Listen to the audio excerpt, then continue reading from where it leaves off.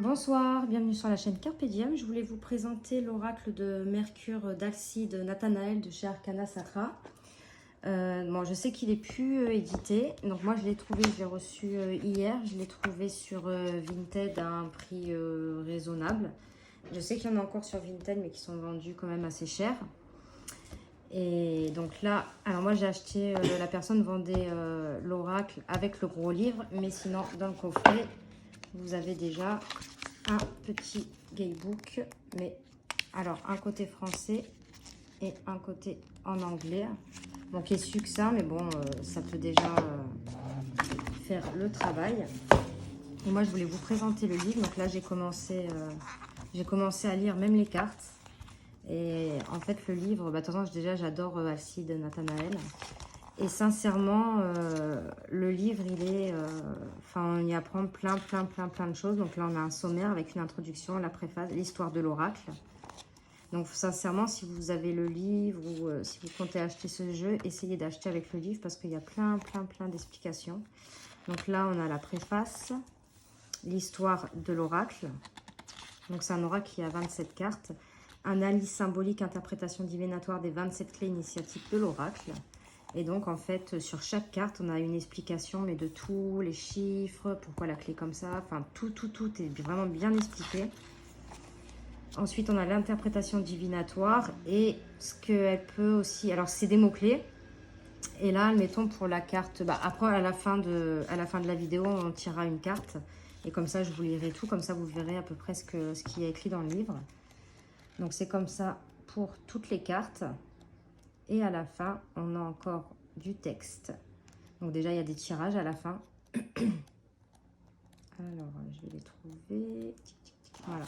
Exemple, méthode et méthode de tirage. Donc le tirage à 3 cartes. Donc il donne un exemple à chaque fois. Le tirage en croix. Voilà, donc là, il explique. Ici, la consultante est une personne ouverte, aimante, voilà. Le tirage de la pyramide, toujours après avec l'explication. Donc ce qui est bien, c'est qu'il nous remet, donc là on a les cartes à l'envers en nous disant la première carte évoque l'état d'esprit du consultant. Là les cartes sont retournées et on a l'explication du tirage. Là on a la quinte mystique. Là on a le sceau de Mercure. La clé de Salomon. Donc là. Après on a la roue astrologique. Donc il y a pas mal de tirages. Et là, mystère et initiation. Donc ça aussi, c'est bien de le lire. Moi, je ne l'ai pas encore lu parce que là, je vous dis, j'en suis à la carte numéro 8. Donc voilà. Franchement, c'est un très beau livre. La parole d'or, donc ça, il nous conseille de le lire aussi. Et après, on a des remerciements et toute la bibliographie. Et après, avez-vous aimé le livre de Mercure? Voilà. Donc moi, je l'ai celui-ci. Et là, je sais que...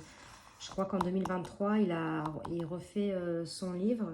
Parce que impossible de le trouver ou sinon il est vendu très cher ou avec le jeu. Les gens le vendent généralement avec le jeu. Donc impossible de le trouver ce livre. Donc je sais qu'il va être réédité en 2023 si je ne me trompe pas. Je ne sais plus où j'avais vu ça sur internet.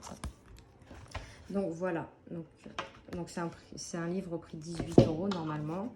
Mais là c'est vrai que si vous prenez d'occasion, enfin moi j'ai attendu et je crois que je l'ai payé, je sais plus si j'ai payé dans les 50 ou 60 €, non peut-être un peu plus, je sais plus, d'occasion, mais bon il y a le gros livre avec quoi. Donc là on a donc le coffret déjà, il est magnifique, c'est un coffret rigide, hein. Donc l'oracle de Mercure est un jeu moderne mais non moins traditionnel. Il s'inscrit dans les lignes du tarot d'Etela, du célèbre tarot de Papus ou encore de l'oracle Béline. Il rend hommage à ses anciens jeux divinatoires intemporels, un jeu ésotérique et mystérieux composé de cartes divinatoires s'inspirant de l'alchimie, de l'hermétisme et de la mythologie gréco-égyptienne. Unique en son genre, il est riche d'enseignements initiatiques et de symboles. Donc il a mis beaucoup de temps quand même à créer ce jeu. Donc là, on retrouve pareil sommaire. Voilà, la petite introduction. Donc c'est ce que je vous ai lu derrière, hein. Voilà. J'ai créé cet oracle de façon traditionnelle en utilisant ma médiumnité et mes ressentis. Un jeu qui se détache des autres, unique en son genre, polyvalent et riche de symboles, que Mercure vous porte et vous guide vers les chemins de la transformation. Alcide Nathanaël. Donc là, on a le tirage à 3 cartes, le tirage de la pyramide, la clé de Salomon. Voilà, il n'a pas pu me mettre tous les tirages parce que le livret était petit. Et là, pareil, on a quand même les mots-clés. On a le nom de la carte, une phrase clé, les mots-clés, le symbolisme et la divination. Donc, c'est quand même pas mal. Là, on a la partie en anglais. Donc, le dos des cartes, il est comme ceci. Donc là, les bouts sont carrés, ils sont pas ronds. Les cartes, elles glissent super bien. Par contre, les tranches sont neutres. Donc, celui-ci, je pense que je vais faire les tranches couleur or. Ça lui va très bien. Et je vais... par contre, la qualité des cartes est très bonne, hein. Elles sont épaisses, hein. Donc là, on a la clé avec l'évolution, l'opportunité, le projet, la nouvelle direction, la quête. Je ne sais pas si vous voyez bien. Hop. Là, on a le bouquet avec fertilité, épanouissement, racine, don, passivité. Le sablier, temps, cycle, équilibre, pérennité, neutralité. Le flambeau, lumière, conscience, occulte, rayonnement, savoir. Le sphinx, dévotion, renoncement, protection, recherche, initiation. Le trône, pouvoir, responsabilité, rang, puissance, autorité. Le roi, confiance, valeur, loyauté, ordre, bienveillance. La reine, réceptivité, gestation, générosité, abnégation, don de soi. Alors c'est très simple, c'est épuré, mais c'est magnifique. Hathor, art, inspiration, amour, beauté, création. Donc je suis super contente de l'avoir dans ma collection. Mercure, vitalité, communication, vivacité, esprit, virilité. Je ne sais pas si un jour il sera réédité. Midas, transmutation, richesse, voie royale, sagesse, maîtrise. Salomon, justice, loi, spiritualité, haute magie, sacralité. Janus, fin et commencement, ambivalence, dualité et unification, équilibre, seuil. Le tombeau, héritage, connaissance de soi, ancêtre, mort initiatique, purification. Le sarcophage, passage, épreuve, mort spirituelle, transformation profonde, résurrection. Le sérat, pouvoir, illumination, vérité, sublimation, vertu. La confrérie, fraternité, solidarité, enseignement, rencontre, alliance. Les sciences, savoir, découverte, étude, assimilation, fusion. La demeure, foyer, famille, protection, fondation, introspection. La transmission, secret, arcane, karma, transmission, instruction. Le parchemin, étude, intellect, savoir, administration, écrit. Le triomphe, victoire, rémunération, renommée, prospérité, réussite. La coupe, déplacement, mouvement, adaptation, vibration, influence. L'amphore, matérialité, pragmatisme, construction, travail, incarnation. Le vase, sensibilité, émotion, intuition, régénérescence, psyché. Le brasier, passion, feu sacré, énergie, sexualité, ardeur. Et le trophée, lumière, quintessence, vie, manifestation, unification. Donc je vais mélanger le jeu. On va tirer une petite carte, comme ça je vous lis ce qu'il y a écrit. Donc déjà il se mélange très très bien, hein. Allez.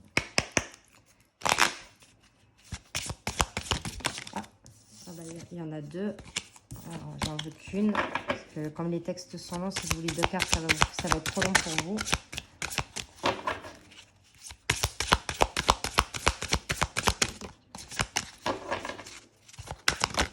Et voilà, on a notre carte. On a le trône, pouvoir, responsabilité, rang, puissance, autorité. Hop.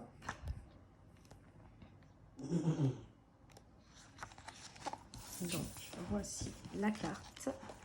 Je vais baisser un petit peu. Hop. Alors, on gouverne et choisit, trébuche quand la nuit tombe. De tous les temps, l'homme a éprouvé le besoin de prendre de la hauteur. Parce que sa position était importante, qu'il était roi, chef, empereur, il lui fallait un édifice à la mesure de sa puissance pour asseoir lourdement son pouvoir. Ainsi, le trône en était le réceptacle, le roi gouvernait du haut de celui-ci au-dessus de l'humanité, au plus proche des dieux. En ce sens, le trône est devenu peu à peu le symbole du pouvoir suprême, du divin et de l'absolu. Il peut être aussi la représentation de l'esprit et de l'âme. Le roi devient ainsi un être intermédiaire, voir le roi dans la carte du roi. Au Moyen-Âge, le trône de Salomon était considéré comme un symbole de pureté du fait de son ivoire revêtu d'or. Les marches pour y accéder, quant à elles, symbolisaient les vertus. Le trône représenté sur la carte se rapproche de l'idée de celui du roi Salomon, à la différence près que les 3 marches ici représentent le corps, l'âme et l'esprit. Vous voyez, il explique vraiment bien. Hein. Nous pouvons également rattacher ces 3 marches à la discipline, à l'initiation et à l'adepta, ou encore à la Sainte Trinité, une manifestation divine dans la théologie chrétienne, et enfin au sel, au soufre et au mercure des alchimistes. Ainsi, le trône nous inviterait à intégrer ces 3 principes, corps, âme, esprit, le but n'étant pas de gouverner les hommes, mais de maîtriser ce qui est en nous pour le comprendre. La plume du faucon, en fait, il explique chaque détail sur ces cartes, en fait. La plume du faucon, pointant vers la gauche, indique que ses choix passés l'ont mené jusqu'ici. Il a donc été le seul maître de son destin, à ses propres choix, car ce sont bien nos choix qui nous portent vers notre avenir. En numérologie, donc après il vous explique la numérologie, le 6, représente entre autres l'harmonie, l'amour, l'altruisme et la conciliation. Il nous invite à être ouverts, bons et justes. Le 6 agit en fonction de ses émotions. Il écoute la voix du cœur, c'est aussi la responsabilité et de manière plus négative l'exigence. Le 6 nous invite donc à prendre nos décisions dans l'amour et le respect d'autrui et à assumer nos devoirs en tant qu'être humain. Gouverner, c'est avoir la main sur des forces spectaculaires. Celui qui trône a en effet le pouvoir même d'écrire l'histoire. En raison de ses choix réfléchis ou irraisonnés, il oppose sa marque sans fin dans le temps. Nous avons donc une notion de pérennité. Le trône nous indique finalement qu'il n'y a pas d'acte sans conséquence, que chacun de nos choix aura un impact dans notre vie et bien au-delà. Donc l'interprétation divinatoire, donc là on a des mots clés, pouvoir, responsabilité, rang, puissance, autorité, noblesse, devoir, droit, souveraineté, insoumission, assimilation, principe, décision, choix, pérennité, exigence, autosatisfaction et fierté. Et là, on a des petites phrases clés. Donc la carte du trône représente de grandes responsabilités, des aptitudes à la gestion. Cependant, vous pouvez faire preuve d'exigence. Ça peut aussi dire, si vous subissez l'autorité d'autrui, faites valoir vos droits.